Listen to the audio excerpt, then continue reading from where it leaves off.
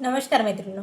तुमच्याही याच्यामध्ये आरेवात करताना असे काही प्रॉब्लेम येतात का, की आता आपल्याकडे हे व्हाईट पेन्सिल आहे. या व्हाईट पेन्सिलने जेव्हा आपण मार्क करतो त्यावेळेस हे रिमूव्ह होत नाही, हे तुम्हाला माहिती आहे.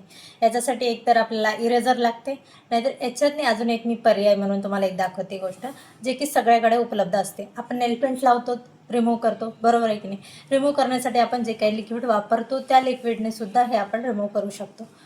चला तर मी दाखवते कशा प्रकारे करायचे.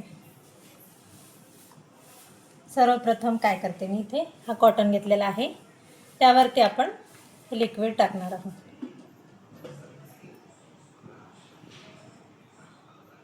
बघू शकता इथे हे माझ्या स्टुडंटने केलेली चूक आहे, तर ही सुधारण्यासाठी मी त्यांना हे करून दाखवते. बघू शकता.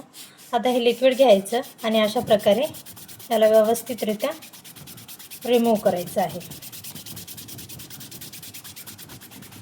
थोडं प्रेशरने त्याला रिमूव्ह करायचं, म्हणजे ते क्लिअर होते. बघू शकता हे किती लाईट झालेलं आहे, आणि थोडा वेळ अजून हे जर केलं आपण ते पूर्णपणे क्लिअर होऊन जाते. पूर्ण क्लिअर झालेलं आहे. बघू शकता. आता हे माझ्या स्टुडंटकडून झालेली चूक आहे.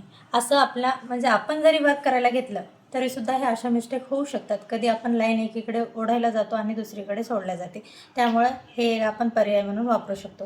हे सुकल्यानंतर बघू शकता पूर्ण लाईट झालेलं आहे, एकदम क्लिअर झालेलं आहे. आता आपण याच्यावरती परत जे आहे डिझाईन आखून घेणार आहोत. तुम्हाला हा व्हिडिओ कसा वाटला, युजफुल वाटला असेल तर आजपासून फॉलो करायला सुरू करायचं आहे. चला भेटते अशाच नवीन टिप्ससोबत. तोपर्यंत सगळ्यांना श्री स्वामी समर्थ.